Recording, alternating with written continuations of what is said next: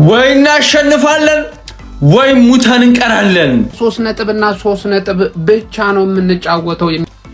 መዋጋታችን ግን አይቀርም። ይህን ጨዋታ አሸንፈን ነጥባችንን በ10 ታረግና ማለት ልዩነቱን ታስጨንቋለህ። ሲቲ ቀጣይ ሲጫወት ፕሬሸሩን እንደዚህ ፕሬሸሩ ሲያንቀው ታያለ ማለት። የጨዋታ ቀን ነው፣ ቀኑም ቅዳሜ ነው፣ ድሉም የአርሴ ነው ይላል አባቴ። ዛሬ ከኤቨርተን ጋር የምናደርገው ወሳኝ የሞት ሽረት ጨዋታ ላይናፕ እናወጣለን። ከማኑ ገነር 3 ነጥብ ግዴታ የሆነበት ጌም። ሰላም ውድ የኤዜድ ሪያክሽን ዩቲዩብ ቻናል ቤተሰቦች እንዴት ናችሁ? ዛሬ የጨዋታ ቀን ነው። በጨዋታ ቀን ደግሞ የተለያዩ ስሜቶችን ይንጸባረቃሉ። ለዛሬ ይዘንላችሁ የመጣ ነውም የሊጉ መሪ አርሰናል ከኤቨርተን በኤሚሬትስ ስታዲየም የሚያደርገውን ወሳኝ ጨዋታ የተመለከቱ አስተያየቶችን የምናቀርብላችሁ ይሆናል። በተለይም ታዋቂ ቲክቶከሮች የሰጧቸው አስቂኝ አስተያየቶች፣ ሚኬል አርቴታ የሰጠው ቅድመ ጨዋታ መግለጫ፣ እንዲሁም የኤቨርተኑ አሰልጣኝ ዴቪድ ሞይስ ስለ አርሰናል የሰጡት አስገራሚ ሀሳብ የተመለከቱ ወደ እናንተ እናደርሳለን። እስከ ዝግጅታችን ፍጻሜ እንድትከታተሉን እንጋብዛለን። ሚኬል አርቴታ እንግዲህ ከዛሬው ወሳኝ የኤቨርተን ጨዋታ በፊት ትላንት ለጋዜጠኞች ቅድመ ጨዋታ ጋዜጣዊ መግለጫ ሰጥተው ነበር። አርቴታ በመግለጫው በርካታ ጉዳዮችን አንስቷል። ዋናውን ነጥቦቹ ስንመለከትም መጀመሪያ ያነሳው የተጫዋቾች የጤና ሁኔታን በተመለከተ ነው። አርቴታ ስለ ቡድኑ ዜና ሲናገር ከሳምንት አጋማሽ ጀምሮ ምንም አይነት አዲስ ጉዳት እንደሌለ አስታውቋል። አርቴታ ስለ ኦዴጋርድና ትሮሳርድም ተጠይቆ ነበረ። በምላሹም ለጨዋታው የመድረስ አለመድረስ ነገራቸው ከዶክተሮቹ ጋር በመነጋገር እንወስናለን ሲል ተናግሯል። አርቴታ ስለ ሳካ የአቋም መውረድ ምክንያትም ተጠይቆ ነበረ። ሲመልስ ደግሞ ሳካ በጥሩ ሁኔታ ላይ በማይገኝበት ጊዜ በጣም ይለፋል ሲል ነው የተናገረው። ነገር ግን በምላሹ የሚሰጠው ነገርም አስደናቂ እንደሆነ ነው የተናገረው። ሙሉ በሙሉ በእሱ እተማመናለሁ እናም የሱ አድናቂ ነኝ ሲል ነው የተናገረው። ለኛና ለዚህ ክለብ የሚሰጠው ነገር በዚህ እድሜው የማይታመን ነው ሲል አሞካሽቶታል። እናም በእኛ ላይ ይህንን ያህል ትልቅ ተጽዕኖ ማሳደሩን ይቀጥላል። እንደ ማንኛውም ሰው እንደ ማንኛውም ተጫዋች እውነተኛ ደረጃውን የሚያንጸባርቅበት ግን የግል ብቃት ሊያሳየን ይችላል ሲል ተናግረዋል። ሌላው ከጋዜጠኞች የቀረበው ጥያቄ ሁሉም ሰው ማየት የጀመረው የማዕዘን ምት፣ የእጅ ውርወራና በአጠቃላይ ስለ ቆሙ ኳሶች በተመለከተ ነበር። ጨዋታ ያበላሻሉ ብለህ ትጨንቃለህ ወይ ወይም ደግሞ ሕግ ሊወጣ ይችላል ወይ ተብሎ ተጠይቆ ነበረ። ማይክል አርቴታም ሲመልስ የማዕዘን ምት ሕጎች መቀየር ይችላሉ። ረጅም ውርወራዎችን በተመለከተም ረጅም ውርወራ ማየት የማንፈልግ ከሆነ በጣም ቀላል ነው። ከፈለጉ የእጅ ለመወርወር 4 ሰከንድ ብቻ ሊሰጡ ይችላሉ። እኛ ብዙ ያስጨንቀንም ሲል ተናግሯል። ትልቁ ችግር ሰው ለሰው ማርክ ማድረግ ላይ ነው። ሁሉም አሰልጣኞች ሰው ለሰው መከላከል እንደማይፈቀድ ከተስማሙ ነገ ሙሉ በሙሉ የተለየ ሊግ ሊያዩ ይችላሉ። ህጉ ከተቀየረ የተለየ ሊግ እንደሚሆን ዋስትና ሰጣለሁ ሲልም ነው የተናገረው። እንደሚታወቀው ብዙ የድሮ ተጫዋቾች አርሰናል የሚጠቀመው የቆሙ ኳስ አጠቃቀም በብዙ ሲተች ይሰማል። ለዚህም ይመስላል ህጉ ከተፈለገ ይቀየር እኛም አይመለከተንም በማለት ሀሳቡን የሰጠው ማለት ነው። ሌላ ጥያቄ ያቀረበው ጥያቄ ስለ ኳድሩፕል ወይም ደግሞ የአራትዮሽ ዋንጫ ስለማሰብ ነው የተመለከተ ነው። አርቴታም ሲመልስ በእርግጥ አለማሰብ አይቻልም። አሁን በ7 ቀናት ውስጥ በ3 ውድድሮች ላይ እየተወዳደርን ነው። እናም ከጨዋታ መሄድ አለብን፣ አለበለዚያ ትኩረታችንን ያደናቅፋል። በጥሩ ሁኔታ መዘጋጀት፣ የምንፈልገውን መልእክት ማድረስ፣ ትክክለኛ ውሳኔዎችን ማድረግና እያንዳንዱን ግጥሚያ በተሻለ መልኩ መጫወታችንን ማረጋገጥ በቂ ነው ሲል ቀለል አድርጎ መልሷል።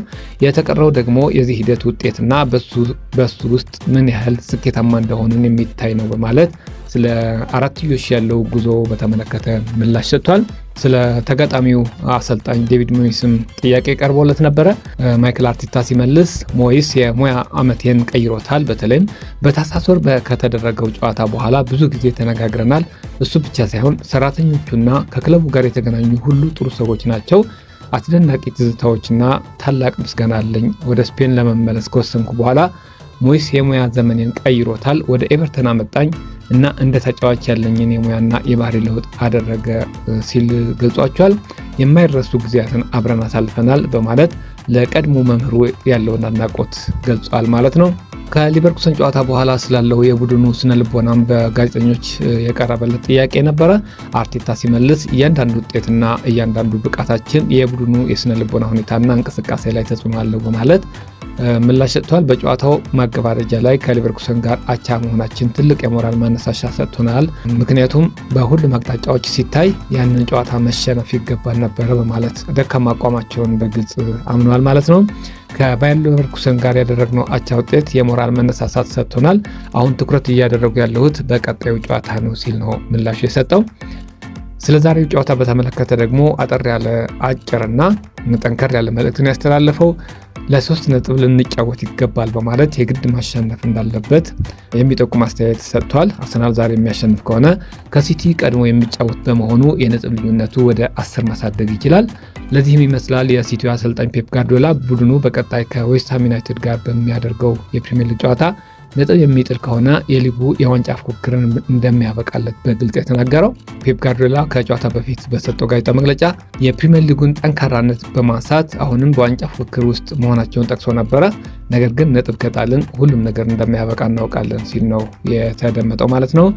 ወደ ሌላው መረጃችን ስናልፍ ደግሞ የኤቨርተኑ አሰልጣኝ ዴቪድ ሞይስ የሰጡት አስገራሚ ንግግር ነው። ዴቪድ ሞይስ ከዛሬው ጨዋታ በፊት በሰጡት መግለጫ አርሰናል ላይ ስለሚሰነዘሩ የቆሙ ኳስ አጠቃቀም ትችቶች መሰረተ ቢስ በማለት ነው ትችታቸውን የገለጹት። አንዳንድ ሰዎች ከመሬት ተነስተው አንድን ቡድን ይተቻሉ። ለምን ተቸህ ብለህ ብትጠይቀው በምክንያት አስደግፎ የተቸበትን ምክንያት አይነግርህም። አንድ ቡድን በጥሩ ጠንካራ ጎኑ ተጋጣሚውን ሲያሸንፍ ያሸነፈበትን መንገድ ማድነቅ ያስፈልጋል ብሏል ሞይስ። ሰዎች የአርሰናል የቆመ ኳስ አጠቃቀምን ጥሩነት አስመልክቶ በተቃራኒው ያወራሉ። ለምን አርሰናል በሴት ፒስ ጨዋታ ጥሩ በመሆን በየትኛውም እግር ኳሳዊ መስፈርት ነው ለእግር ኳስ ችግር የሚሆነው ሲሉም ጥያቄ አንስተዋል። እነሱ ማለትም አርሰናሎች ጠንካራና በአካል ብቃት ጥሩ ቡድን ናቸው። ተጋጣሚህን በየትኛውም የመጫወቻ ሲስተም ተጠቅመ ማሸነፍ አለብህ። የቆሙ ኳስ አንዱ የጨዋታው ክፍል ነው። በአርሰናል የአጨዋወት መንገድ ላይ ምንም አይነት ችግር አይታየኝም ብለዋል። ሁልጊዜ ሜዳ ላይ ለውብ ጨዋታ ብቻ ተጨንቀ ስለ አጨዋወት ውበት ሁሌ ልትተገብር አትችልም። ይህ ሊሆን አይችልም በማለት ነው የተናገሩት። ሚካኤል በዚህ ሊግ ውስጥ እና በሀገሪቱ ካሉ አሰልጣኞች ከምርጦቹ አንዱ ምርጡ አሰልጣኝ ነው። እሱ ደግሞ በዚህ ሊግ ምን ማድረግ እንደሚችል ለማንም ብቃቱን አሳይቷል። አሁንም ቡድኑን እያሻሻለ ከጊዜ ወደ ጊዜ ቡድኑን ጠንካራ እያደረገ ነው ሲሉ አርቴታንም አድንቀዋል። በዚህ አስተያየት ደግሞ ብዙ የአርሰናል ደጋፊዎች አድናቆታቸውን እየለገሱ ይገኛሉ ማለት ነው። ውድ የቻናላችን ተከታታዮች በዛሬው ቅድመ ጨዋታ ትንታኔያችን ይመስል ነበረ። የቲክቶከሮች አስተያየቶችንም ወደ እናንተ የምናደርስ ነው የሚሆነው። አስቂኝ የቲክቶከሮች አስተያየቶችን ወደ እናንተ እናደርሳለን ባጭሩ ማለት ነው። ከኛ ጋር ስለነበራችሁ ከልብ እናመሰግናለን። ዛሬ እንግዲህ የጨዋታ ቀን ነው። ጨዋታችሁን ዘና እንድትሉባቸው እየጋበዝን በዚህ እንሰናበታችኋለን። መልካም ጊዜ